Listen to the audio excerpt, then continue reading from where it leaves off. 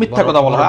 আমি আওয়ামী লীগের 2টা টাকা দিছি, কোনো মুখে মুখে সবাই বলে। আজম নাসির বলে আমার পার্ট, আজম নাসির হচ্ছে আমার সাবকন্ট্রাক্টর। বন্দরের টাকায় টার্মিনাল করা হলো, কিন্তু ব্যবসা করতে সাইড পাওয়ারটেক। ভ্যাট ট্যাক্স সব বাদ দিয়ে নেট বিল আসে আমাদের 144 কোটি। 140 কোটি টাকার ভিতরে আপনার এই 2,500 মানুষ, এই যে সমস্ত কিছু। মানে আপনার কথা শুনে আমার কেন আজানে আকাশ থেকে পড়তেছে। সালমান প্রমাণ এবং নাসিমের সাথে আপনার সমস্যা কি ছিল? মূলত ওই যে আমাদের হাত থেকে পোর্টটা নিয়ে যাবে, এনসিটি নিয়ে যাবে আমাদের হাত থেকে, নিয়ে তারা চালাবে আর কি। এটা হচ্ছে 2021-22 সালের কথা। কিন্তু আমাদের এগেনস্টে তো ওই গভর্নমেন্টের তো ব্যাপক আমাদের এগেনস্টে ছিল। আর এই ব্যবসার পিছনে ধরেন চিটং বন্দরের যে বিজনেসটা আছে, ওই বিজনেসে আপনাকে বলা হয় যে আপনি লতিফ সাহেব, আজম নাসির সাহেব এবং শামসুল হক চৌধুরী, এই 3জন আপনার বিজনেস পার্টনার ছিল। এই ব্যাপারে হচ্ছে, এটা আগেও বলতো, এই কথাটা এখন বলে না। এটা কিন্তু আওয়ামী লীগের আমলে তারাও, মানে ওনাদের এখন তো আওয়ামী লীগের ভিতরে বিভিন্ন গ্রুপিং ছিল, একটা গ্রুপ অলওয়েজ এটা বলতো লতিফ সাহেব, Shamsul Haque Chowdhury is not our partner at all. আমি যেহেতু চট্টগ্রাম আবাহনীর সাথে জড়িত ছিলাম, লতিফ সাহেব ছিল সভাপতি। আর যেহেতু আমি স্পোর্টস নিয়ে কাজ করি, আমি স্পোর্টসের ওই ক্লাবের সাথে আমি জড়িত ছিলাম, এবং ওইখানে আমাদের শামসুল হক চৌধুরী সাহেব ছিল ওইটার হচ্ছে মহাসচিব। কিন্তু এইখানে দে আর নট আওয়ার পার্টনার। মুখে মুখে সবাই বলে আজম নাসির বলে আমার পার্ট, আজম নাসির হচ্ছে আমার সাবকন্ট্রাক্টর। আজম নাসির আলাদা, ওনার নিজের লাইসেন্স আছে 2, 4, 5, 7, 8, 10টা লাইসেন্স আছে। ওনার বার্তা operator licence, ship handling operator, ওনাদেরটা করে। উনি আমাদেরকে কিছু ওনার কাছ থেকে কিছু ম্যান পাওয়ার এবং ট্রেইলার ভাড়া নিছি আমরা। এই ম্যান পাওয়ার এবং ট্রেইলার ভাড়া নিয়ে, এটা আমি আরো লোকের কাছ থেকে নিছি, অন্য জায়গা থেকে আমরা নিছি, কিন্তু বিভিন্ন জায়গা থেকে আমরা নিছি। আমাদের অনেক ভেন্ডর আছে, উনি হচ্ছে আমাদের একটা ভেন্ডর। ওনার কাছে কিছু ট্রেইলার ভাড়া নিয়েছি, কিছু ম্যান পাওয়ার আছে, ম্যান পাওয়ার উনি ওইটা দেখে দেখে আমরা টাকা দিই। হয়তো মাসে কত যা বিল আসে আমরা বিলের টাকা দিই, তাও আমাদের এখন অনেক টাকা পাবে, পুরো দিতেও পারিনি আর কি। একজন বিদেশি ব্লগার উনি বলেছেন, একটা রিচ করেছেন যে চিটং পোর্টে ডেইলি 200 কোটি টাকা লেনদেন হয় শুধু ঘুষ হিসেবে। ওই যে 200 কোটি টাকা প্রতিদিন, এইটা আসলে আমি এই ব্যাপারে আমি বলতে পারবো না এটা। কারণ হচ্ছে কি যে চিটাগাং পোর্ট তো হচ্ছে কি যে বন্দরটা হচ্ছে বিশাল জিনিস। বন্দর and terminal is a totally different issue. বন্দর হচ্ছে যে একদম মানে আউটার থেকে শুরু হবে এই মাথা পর্যন্ত, এখানে ব্যাপক কাজ হয়। আপনার ব্রেক বাল্ক, ছোট ছোট জাহাজ, এই জাহাজ ওই জাহাজ, ছোট জেটি, বড় জেটি, টার্মিনাল, হিউজ। এখানে 200 কোটি টাকা, না আমি আপনাকে বলি 200 কোটি টাকা আমি এটা কিভাবে হয় এটা আসলে আমি ঠিক জানি না। এটা আমি আমার নলেজ এটা নাই। কিন্তু আপনি তো প্রতি মাসে নাকি আজম নাসির সাহেবকে এমনি টাকা দিতেন? না, এগুলো লতিফ সাহেবকে দিয়েছেন। এগুলো হচ্ছে কি মানুষের পারসেপশন যে আজম নাসির সাহেবকে আমরা টাকা দিই। আজম নাসির ব্যক্তি, আজম নাসির সাহেবরে আমি কোনো টাকা দেই না। আমাদের উনি বিল দেয়, ওই যে বললাম না ম্যান পাওয়ার এবং ট্রেইলারে কিছু বিল দেয়, তাও এখন অনেক কমে গেছে। যারা আরো ভেন্ডার আছে, ওই সময় ভেন্ডারটা যেরকম বিল দেয় ওইরকম আমরা বিল দিই। আর 200 কোটি টাকা প্রতিদিন, এইটা আমার মনে হয় যে যিনি বলেছেন ইনফরমেশন অনেক গ্যাপ আছে। অর্থাৎ নিশ্চয়ই ওনাকে কেউ ফিড করেছে, হয়তো উনি হয়তো বা চেক করতে পারেন নাই কিংবা কোনো কিছু। তবে এটা 200 কোটি টাকা আমি দেখি না কোথায় 200 কোটি টাকা হবে, কিভাবে হবে 200 কোটি টাকা, কে দিবে 200 কোটি টাকা ডেইলি? কোন একদিন কি মানে আমাদের এই আপনার এই বক্তব্য শুনে পিনাকি ভট্টাচার্য, ওনার নামটা বলে দিই আমি, পিনাকি ভট্টাচার্য শুধু আপনার সাথে কথা বলে যে মানে এই 200 কোটি টাকা আপনি কোত্থেকে পেলেন, বা প্রতিদিন 200 কোটি টাকা লেনদেন হয় ঘুষের টাকা, এই জিনিসটা আপনাকে যদি কখনো প্রশ্ন করে আপনি উত্তর দিবেন? হ্যাঁ, অফকোর্স।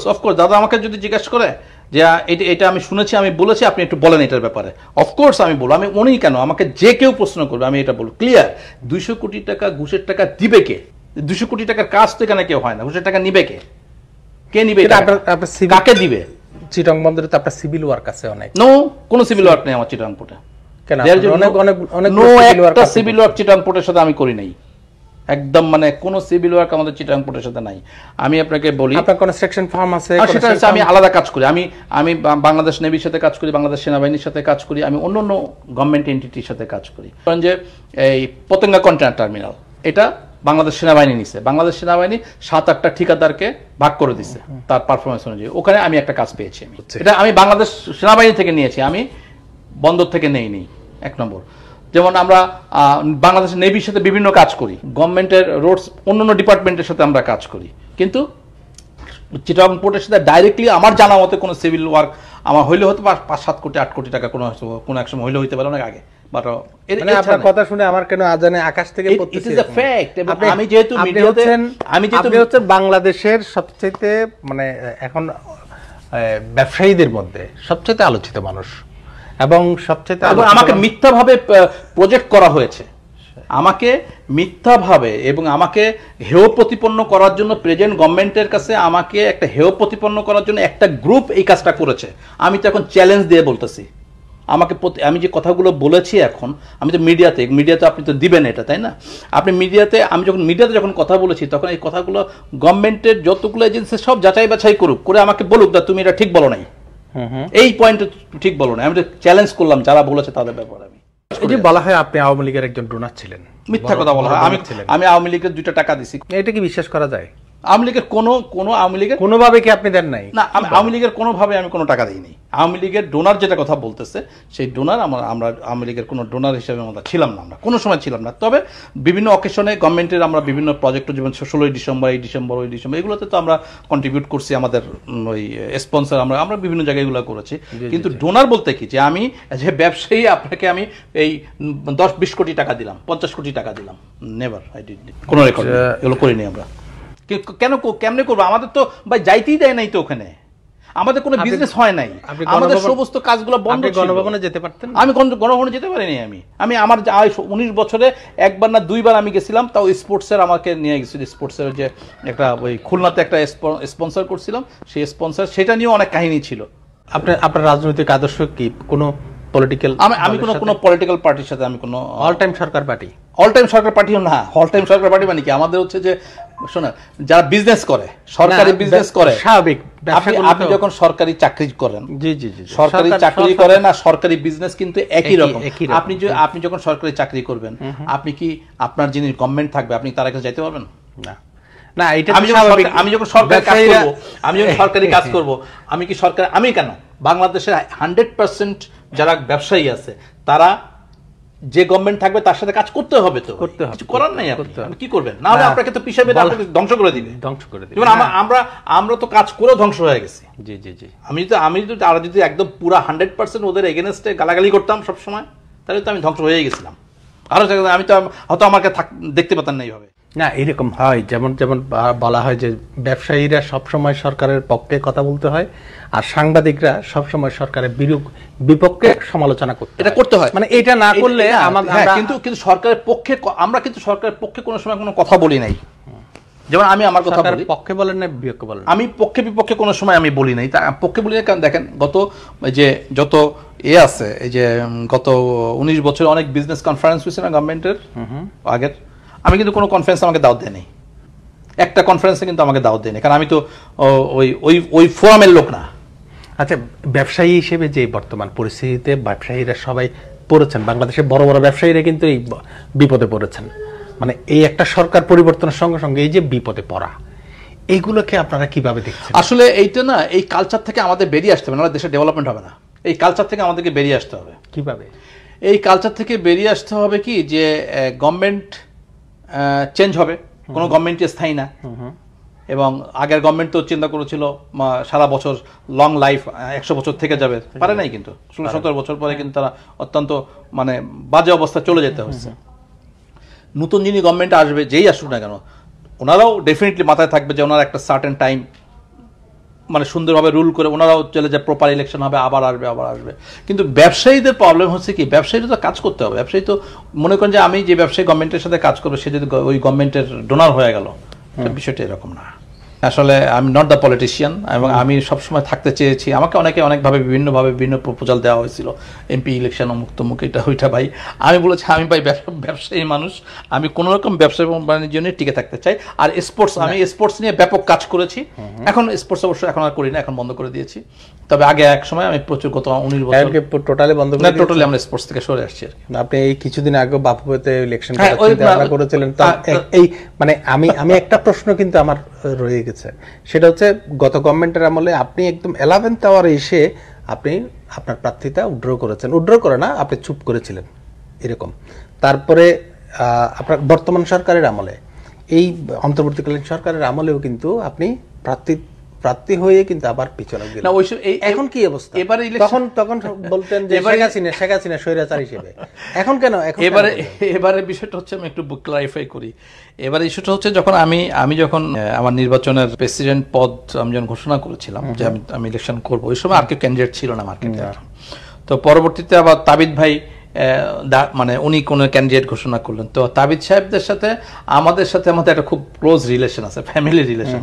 মানে এটা তাবিদ ভাইয়ের আব্বা আমাদের শ্রদ্ধেয় বড় ভাই আমাদের আব্দুল আল মিন্টু সাহেব, ওনাদের সাথে আমাদের দীর্ঘদিনের রিলেশন, অনেক আগের, আজকের না, এটা দীর্ঘদিন ধরে। আমার সাথে, আমার ছেলের সাথে, তাবিদ ভাইয়ের সাথে আমাদের দীর্ঘদিনের রিলেশন। তো যেহেতু উনি দাঁড়িয়ে গেছে, উনি ইয়াং মানুষ, এটা নিয়ে কাজও করেছে, তো আমরা বসে আলোচনা করে বলেছি যে ঠিক আছে আপনি করেন, আমি উইথড্র করবো আর কি। এটা আলোচনা সাপেক্ষে। কিন্তু গত বছরটা হয়েছিল তো আমাকে বাই ফোর্স আমাকে দেশ থেকে বের করে দেওয়া হয়েছে। এখন এই সরকার আছে বলেই বলছেন নাকি আগামী সরকার আসলে তখন বলবেন? এখন ওরা তো সরকারে নাই, তো না, সরকারে থাকে না, সরকারে না থাকলেও কিন্তু তারা কিন্তু এখন না, আমি বাংলাদেশের রোল প্লে করতেছে না, বাংলাদেশের রোল প্লে করবে, তারা কিন্তু এখন সরকারে নাই। কিন্তু ওনাদের সাথে বিষয়টা হচ্ছে, ওনাদের সাথে আমাদের একটা ফ্যামিলির রিলেশন দীর্ঘদিন আগে। এখন কি বলেন নাই ডিজিএফআই বা এনএসআই থেকে আপনাকে ডেকে নিয়ে বলেন? না, এটা একদম কোন রকম বলে, ওটা হচ্ছে আমরা বসে আলোচনা করে ঠিক করছি এটা। এখন এই যে ব্যবসায়ীদের সাথে রাজনৈতিক সম্পর্কটা একসময় 5 বছর পরে গিয়ে এইরকম বাজে একটা অবস্থায় পড়ে যায় মানুষ। এটা আমাদের আসলে এই বিষয়টা কি আসলে আমার কাছেও এটার কোনো মানে উত্তর নেই। আপনি দেখেন বাংলাদেশে এখন কিন্তু অধিকাংশ বড় বড় ব্যবসায়ী কিন্তু দেশের বাইরে। আপনি কিভাবে যে বাংলাদেশে টিকে আছেন সেই রহস্যটাকে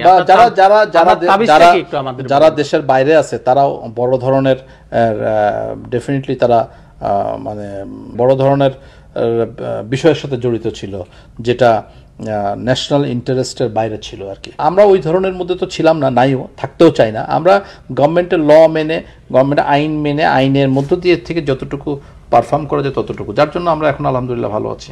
না, আমি সেটাই বলছি, ব্যবসায়িক সততা, ওই ধরনের যারা দেশের বাইরে আছে এটা নিয়ে আমি আসলে কথা বলতে চাই না।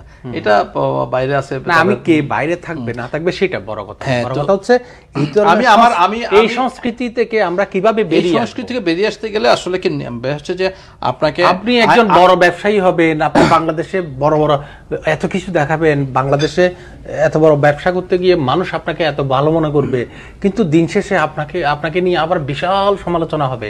এখন এই জায়গা থেকে আমরা কিছু আছে কি জেলাস কাজ করে অনেক সময়, যে এক ব্যবসায়ী উঠতেছে আর একটা গ্রুপ চিন্তা করে ও কেন উঠবে, এরকম ভাবে। বাংলাদেশের মধ্যে জেলাসটা খুব বেশি আছে, যেটা দেশের বাইরে আমরা এখানে যেমন ইউএইতে এরকম ধরনের কোনো কিছু দেখি নেই। বিজনেস করতেছে, যার বিজনেস সে করতেছে, কেউ তাকায়ও না।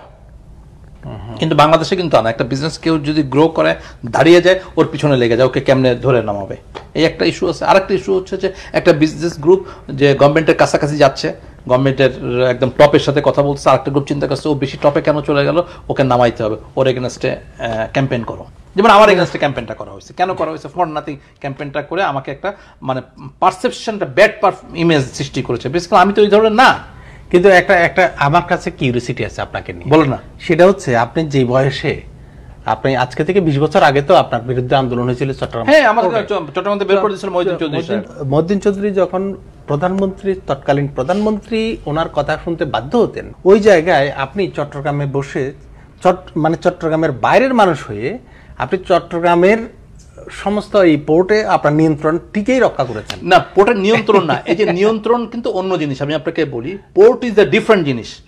বন্দর মানে হচ্ছে অনেক কিছু জিনিসের সমন্বয়, কিন্তু পোর্ট ইজ দ্য ডিফারেন্ট জিনিস। আমি এই প্রশ্নটা শেষ করি যে আপনি মহিউদ্দিন চৌধুরীর মতো মানুষকে আপনি কাবু করেছেন, তারপরে এরই মধ্যে এই গত 17 বছরে আপনাকে বলা হতো যে আপনি চট্টগ্রাম বন্দরের সবচেয়ে বড় স্টেক হোল্ডার, বড় বিজনেস করেন, এবং আপনার বিরুদ্ধে কোনো বিজনেস কেউ করতে পারতো না, মানে আপনার জায়গাগুলোতে কম্পিটিটর কেউ আসতে পারতো না।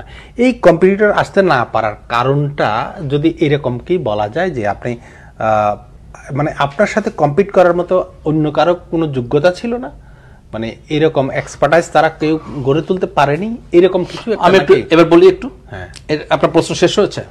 ফার্স্ট হচ্ছে যে চট্টগ্রাম বন্দরের আপনি যদি ইয়ারলি বাজেট অ্যালোকেশন যদি আপনি দেখেন, সেই বাজেট অ্যালোকেশনের মধ্যে 300 থেকে 400-500 কোটি টাকার উপরে না। এর মধ্যে আমরা বিল পেতাম, আমাদের বিল পেতাম হচ্ছে যেটা অপারেশনের বিল, এই অপারেশন মানে টার্মিনাল অপারেশনের বিলে একটা পোর্শন চলে আসতো। এরপরে কিন্তু সিভিল, মেকানিক্যাল, ইলেকট্রিক্যাল অনেক ইস্যু আছে। আমি তো সিভিলে কোনো কাজ করি নাই, আমি মেকানিক্যালের কিছু কাজ টেন্ডারের মধ্যে করেছি, তাও অ্যাজ এ এজেন্ট হিসাবে কাজ করেছি। কিছু কাজ আমরা করি নাই তা না, আমরা ওপেন টেন্ডারিংয়ে পার্টিসিপেট করে আমরা যেটা পেয়েছি পাইনি। এটা অনেকেই পেয়েছে, আমি না আরও অনেকে পেয়েছে, 1 নম্বর। 2 নম্বর হচ্ছে যে এক্সপার্টাইজের কথা বললেন, এই এক্সপার্টাইজটা যে গ্রো করেছি, অবশ্যই টার্মিনাল অপারেশন এক্সপার্টাইজ বাংলাদেশে একমাত্র আমাদের আছে, আর কারণ নাই, নোবডি। এটা আমি ওপেন চ্যালেঞ্জ দিয়ে বলতে পারি। আজকে আমার যে রেকর্ড, আপনার বন্দরের টাকায় টার্মিনাল করা হলো, কিন্তু ব্যবসা করতে সাইড পাওয়ারটেক, এই পয়েন্টে আমি আসতেছি। আমি বন্দরের টাকায় টার্মিনাল করছি, কারেক্ট। বন্দরের মেজর ইকুইপমেন্টগুলো বন্দরের ইকুইপমেন্ট, আমরা হচ্ছে পুরা অপারেশন আমাদের, এবং গ্রাউন্ড ইকুইপমেন্ট আবার আমাদের। গ্রাউন্ড ইকুইপমেন্ট যা আছে, গ্রাউন্ড ইকুইপমেন্ট কিন্তু সব আমাদের। এখানে আমাদের প্রাইসটা হচ্ছে শুধু এই কাজটার জন্য যে প্রাইসিং আমাদের ফিক্স করা হয়েছে সেটা অত্যন্ত কম প্রাইস, $8, $7, $9। আমার যদি ইকুইপমেন্ট থাকতো এটা তো আরও একটা বেশি হতো, $12, $14 অথবা $20, $25 হইতো। কিন্তু আমাদের তো যে পরিমাণ কাজ, আমাদের প্রাইস হচ্ছে অনেক কম, মাত্র $8 থেকে $9 আমরা পাই, $7-8। যেহেতু আমাদের মেজর জিনিস, আমাদের এই বড় ইনভেস্টমেন্ট আমাদের নাই। তো ওই কথাটা আমি আসতেছি। তো করে আমরা যে টার্মিনালে কনভার্ট করলাম, টার্মিনালে কনভার্ট করার পরে কি হলো, সেটা হলো কি যে চিটাগং পোর্টে সিসিটিতে আমাদের নেওয়ার আগে তার প্রোডাক্টিভিটি ছিল 2,20,000 2,30,000 টিউস কন্টেনার হ্যান্ডলিং করতে বছরে। আমরা নেওয়ার পরে 2007 থেকে 8 থেকে এটা হয়ে গেল 3.5 লক্ষ, 4 লক্ষ, 5 লক্ষ হয়ে গেল, প্রায় 5 লক্ষর কাছাকাছি। তার মানে ডাবল প্রোডাক্টিভিটি হয়ে গেল। এই ডাবল প্রোডাক্টিভিটির জন্য কি হলো, গভর্নমেন্ট এই চিটাগং পোর্টে যেহেতু গ্যান্ট্রিকেন স্পেশালাইজড ইকুইপমেন্ট, তারা ওখানে টাকা বেশি, চিটাগং পোর্ট ওখানে প্রায় $15, $12 করে এডিশনাল টাকা পায় পার হ্যান্ডলিংয়ে।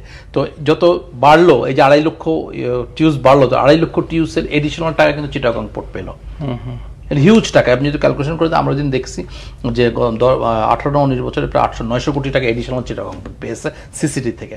তো এই যে টার্মিনাল আমরা ডেভেলপ করলাম, এই টার্মিনাল ডেভেলপ করলাম, পরবর্তীতে আসলো এনসিটি আসলো, আমরা এনসিটিতে গেলাম, আমাদেরকে এনসিটিতে দেওয়ার পরে এই যে টোটাল বাংলাদেশের চিত্র কিন্তু পাল্টে গেল যে বাংলাদেশের ওই 2006-07 যে র্যাঙ্কিং ছিল 98-99, সেটা থেকে করতে করতে এখন 67-65, এর মধ্যে মেজর অংশ আমরা করেছি। আমাদের পয়েন্টটা হচ্ছে এটা, যেটার জন্য ব্যাকে একটু গেলাম, সেটা হচ্ছে যে আমরা তো 18-19 বছরে আমরা একটা আমাদের স্পেশালিটি আমরা গ্রো করেছি অ্যাজ এ টার্মিনাল অপারেটর হিসাবে। আমাদের complete with our own man power, শুধু চিটাগং পোর্টে আমরা যে কাজগুলো করি সমস্ত ম্যান পাওয়ার হচ্ছে আমাদের, 100% ম্যান পাওয়ার হচ্ছে আমাদের, শুধু সিকিউরিটি বাদে, সিকিউরিটি কাস্টমস গেট এটা আমাদের না, এটা বাদে আর বাদ বাকি 100% লোক কিন্তু প্রায় 2,500 লোক আমাদের এখানে কাজ করে, এবং 2,500 লোক পুরোটা আমাদের পেরোলে কাজ করে।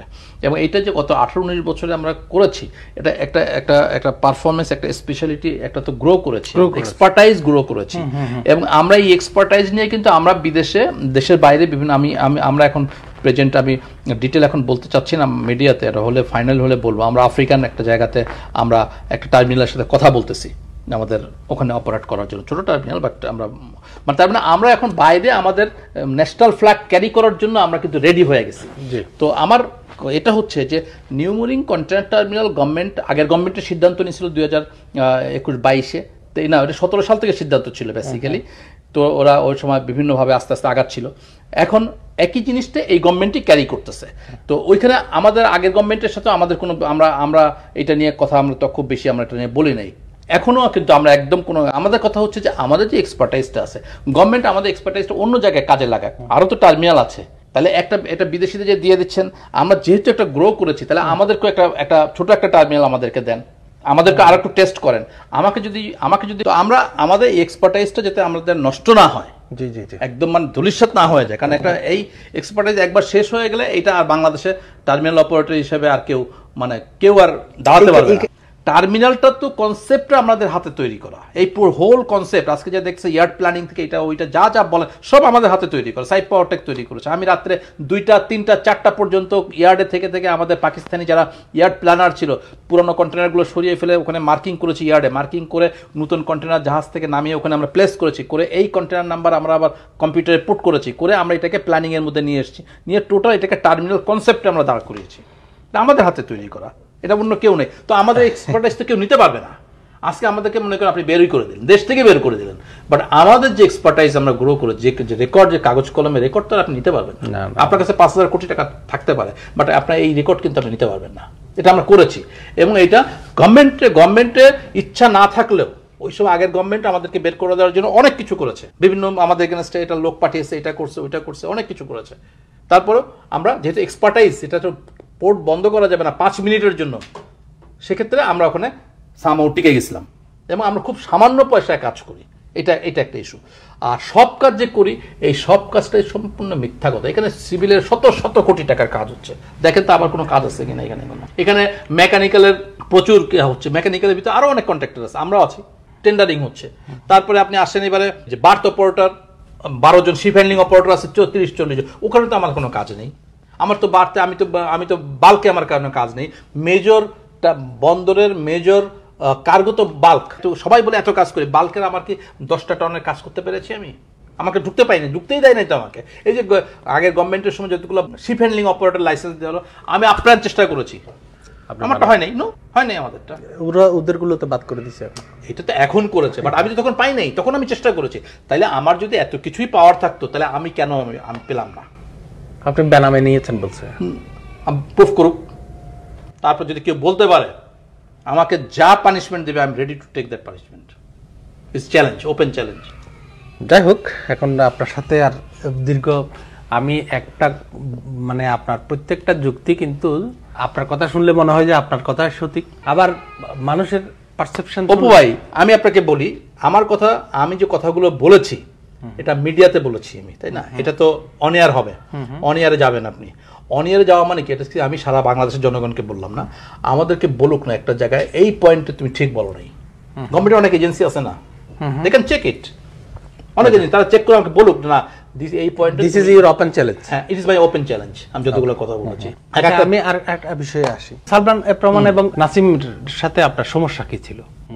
মূলত ওই যে আমাদের হাত থেকে পোর্টটা নিয়ে যাবে, এনসিটি নিয়ে যাবে আমাদের হাত থেকে, নিয়ে তারা চালাবে আর কি। এবং আমি কেন ওই রেড সির বিরোধিতা করছিলাম, আমি কেন ফুটবলের ইলেকশন করতে গেছি, কেন আমি এটা নিয়ে কাজ করছি, এই আর কি। পারসেপশন হচ্ছে এটা। আমাদের এই জিনিসগুলা সবাই জানা উচিত। এই যে পারসেপশনটা বলতেছে, আমি তো ওপেন চ্যালেঞ্জ করলাম, আমাকে বলুক না তুমি এই কথাটা ঠিক বলো না। একটা লোক এসে বলুক, বলে কাগজ কলম, মুখে না, মুখে কোনো কথা নেই, কাগজ কলম এসে আমার সাথে বলুক, আসুক যে এই জিনিস। আপনার যেমন শেখ রেহানার যেটা বিয়ে বলে, বলুক না, ক্যাশিয়ার বলে, তো ক্যাশিয়ার বলে, ক্যাশিয়ার হলে তো আমি টাকা পাইতাম। ক্যাশিয়ার তো মানে এই টাকা তো আর মানে কাগজপত্র হয় না, মানুষ বলে না, বলে যে টাকা তো আর কাগজপত্র হয় না। আমাকে টাকা দিছে কিভাবে, কে টাকা দিছে আমাকে? ক্যাশিয়ার যদি বলে ক্যাশিয়ার কে টাকা, কাজের বিনিময়ে আপনি টাকা পাঠিয়েছেন, এরকম বল, কাজের বিনিময়ে বাংলাদেশ কাজ আমাকে করে দিছে, আমি কাজটা কি পাইছি? গত 19 বছরে কোনো বড় ধরনের কোনো কাজ পাইছি আমি? কোনো হাজার কোটি টাকার কোনো কাজ আমাদের প্রোফাইলে আছে? নাই, নাই। কিন্তু আপনি চিটাং পোর্টে কত টাকার কাজ করেন তাহলে বছরে? নেট বিল, নেট রিসিভেবল টিল নাও 130 থেকে 140 কোটি টাকা গ্রস। তার মধ্যে আমাদের 1,500-2,500 লোক আছে। এটা gross bill, it is a gross bill. আপনি কাজের অ্যামাউন্ট কত? কাজের অ্যামাউন্ট তো এটা একটা কাজের এক রকম, 6 কোটি, 7 কোটি, 5 কোটি, 10 কোটি। যেমন এই যে যদি আমাদের এই টোটাল এক বছরে ধরেন, আপনি যদি 1 বছর চিন্তা করেন, 1 বছরের কাজের ভ্যালু 150 কোটি টাকা। আপনি 150 কোটি টাকার কাজ করেন শুধু? হ্যাঁ, চিটাং বন্দরে। It's a fact. আমি আপনাকে একটা পরিসংখ্যান দিই, 1 মিনিট। এই যে আমাদের টোটাল সিসিটি এনসিটি আমাদের যতগুলো আছে, যে কমলাপুর মিলে গড়ে মোট মাসিক বিল 158 কোটি টাকা গড়ে। বাৎসরিক বিল 186 কোটি টাকা 55 বাৎসরিক বিল।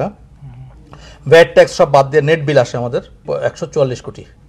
এই টাকার ভিতরে 2,500 লোক আছে, তাদের স্যালারি ওয়েজেস বিভিন্ন আছে, আমাদের ইকুইপমেন্ট আছে, গাড়ি ঘোড়া আছে, মেইনটেনেন্স টেন্টেন্স, এইটা ওইটা, একদম ব্যাংকিং টাকা।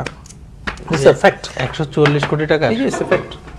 140 কোটি টাকার ভিতরে আপনার 2,500 মানুষ, এই যে সমস্ত কিছু।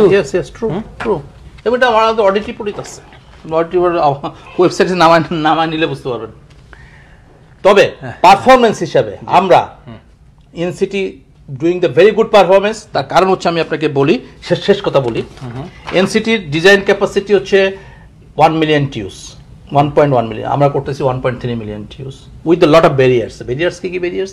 সেটা হচ্ছে কি, যে এই যে টার্মিনালটার ভিতরে কন্টেনার খুলে মাল ডেলিভারি দেওয়া হয়, একটা কন্টেনার যখন আপনি খুলেন তার সাথে 2টা ট্রাক আসে, 500 কন্টেনার যখন ডেলিভারি হয় 500 × 2 1000 ট্রাক ঢুকে, ট্রাকের সাথে 2-3 জন করে লোক থাকে। তো আমার এখানে জাহাজটা এখানে আছে, এখান থেকে ট্রেইলারটা ওই যে ওখানে তো আমাদের ইয়ার্ড, এখানে আরটিজি বসানো আছে, তাহলে কন্টেনারটা নিয়ে আরটিজিতে স্ট্যাকিং করবে। যখন এখানে 1000 ট্রাক মুভমেন্ট করে সেখানে কিন্তু আর ঢুকতে পারে না, আমাদের অপারেশন ডিসরাপ্ট হয়ে যায়।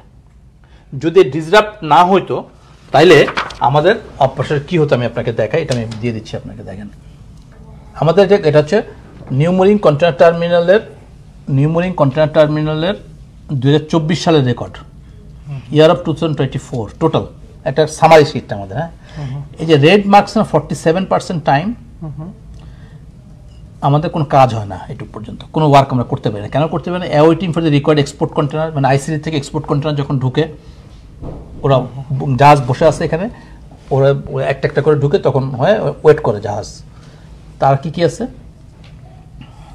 Yard congestion due to the outside trailer space problems. Outside trailer মানে যত বাইরের সমস্ত যে ট্রেইলার ট্রাকগুলো আসে না কন্টেনার ডেলিভারি নেওয়ার জন্য, ওই যে ওপেন খোলার জন্য, তখন একদম কনজেশন হয়ে বন্ধ হয়ে থাকে। আপনি যদি এই ডেলিভারিটা সরায় দেন, তাহলে কিন্তু আপনার এখানে আমরা করতেছি হচ্ছে আমরা করেছি হচ্ছে 1.26 মিলিয়ন টিউস, আমরা এখানে 1.7 মিলিয়ন 6 মিলিয়ন টিউস আমাদের কন্টেনার এখানে হ্যান্ডেল করা পসিবল। স্টিল এতগুলা ব্যারিয়ারের মধ্যেও আমরা কিন্তু ডিজাইন ক্যাপাসিটির থেকে 17% বেশি করতেছি। আমরা 716টা কন্টেনার জাহাজ হ্যান্ডেল করেছি, আমাদের টোটাল বক্স হ্যান্ডেল করেছি এটা আমাদের 28 মুভ, এটুকু যদি আমি বাদ দিই 28 মুভ পার আওয়ার। ওকে, যা হোক, আমি এটা হয়তো বর্তমান বাস্তবতায় যেটা মানুষ আলোচিত বিষয়গুলো আমি একটু আপনাকে প্রশ্ন করেছি, সেই প্রশ্নগুলোর উত্তরটা মানে আপনি ওপেন চ্যালেঞ্জ দিয়েছেন। কেউ যদি আপনার এই চ্যালেঞ্জ গ্রহণ করে আপনাকে বলতে চায় বলুক, অসুবিধা নেই, আমাকে ডাকুক, আমি কথা বলতে হচ্ছে, আমি এই কারণে বলছি। তো শেষ কথা হিসেবে আপনি, আমার শেষ কথা হচ্ছে যে আমরা যে পারসেপশন আছে যে এই প্রেজেন্ট সিচুয়েশন কন্ডিশনে যে আমরা বিদেশিদের বিরোধিতা করি, আমরা বিদেশিদের বিরোধিতা করি না। বিদেশি দরকার আছে, ফরেন অপারেটর না আসলে দেশ ডেভেলপমেন্ট হবে না, আসতে হবে। তারা বলবো সাইড পাওয়ারটা নিজেই চাই, ডিপি ওয়ার্ল্ড কাজ পাক, আমার তো আপত্তি নাই তো, অবশ্যই পাক। তারা তো বেটার মিলে তারা ইনভেস্টমেন্ট করবে, অবশ্যই ডিপি ওয়ার্ল্ডের মতো কোম্পানি, আবুধাবি পোর্টের মতো কোম্পানি, আপনার সিঙ্গাপুরের মতো কোম্পানি, মার্কস লাইনের মতো কোম্পানি বাংলাদেশে আসা উচিত, এবং তারা আসতেছে। এতে হবে দেশের ইকোনমিক ডেভেলপমেন্ট হবে। এট দ্য সেম টাইম যেহেতু আমরা একটা ছোট্ট কোম্পানি, আমরা একটা টার্মিনাল অপারেটর হিসেবে আমরা গড়ে উঠে গেছি অলরেডি, এবং আমাদের একটা রেকর্ড হয়ে গেছে, তা আমাদের তো আরো শেখার কিছু বাকি আছে। তা আমাদেরকেও একটু নার্সিং করুক গভর্নমেন্ট, যাতে আমরা ন্যাশনাল ফ্ল্যাগটা স্ট্রংলি আমরা বিদেশে যে বলতে পারি যে বিদেশে একটা কোম্পানি, বিদেশে একটা দেশে যে বলতে পারি হ্যাঁ কে চালাচ্ছে না, বাংলাদেশের অমুক কোম্পানি করতেছে। এটা হচ্ছে ন্যাশনাল ফ্ল্যাগের একটা মর্যাদা বাড়ে। এট দ্য সেম টাইম আমি তো 2 টাকা হইলে ফরেন কারেন্সি আমি বিদেশে নিয়ে আসতে পারবো। এখন আমি আনছি, এখন ছোট একটা বিজনেস করি, তাও প্রায় $1.5 মিলিয়ন তো নিয়ে গেছি বিদেশে। এটা আমরা কোনো আমরা we are for the government, we are for the nation ডেভেলপমেন্টের সাথে আমরা কাঁধে কাঁধ মিলে যেতে চাই। অসংখ্য ধন্যবাদ। প্রিয় দর্শক, মানে আমাদের অ্যাকচুয়ালি আমরা তো সিরিঙ্গি ভাষায় কথা কই, কিন্তু বাস্তবতা যে এখন যেহেতু ওনার বিষয়জ্ঞান খুব আলোচিত বিষয়, এ কারণে আমরা প্রমিত বাংলায় হতায়ন হই, এবং ওনার যেই চ্যালেঞ্জিং আছে ওনার লইয়ের যে আলোচনা কিনর সমালোচনা যে ইনর এই নিমিত্তে মূল কথা কিন মোটামুটি আমি ওনার তুন সরাসরি প্রশ্ন করিবের সুযোগ হই এবং ওনার সামনে উপস্থাপন করছি। প্রিয় দর্শক, আপনাদেরকেও অনেক অনেক ধন্যবাদ জানিয়ে আজকের মতো শেষ করলাম। অসংখ্য ধন্যবাদ। আসসালামু আলাইকুম।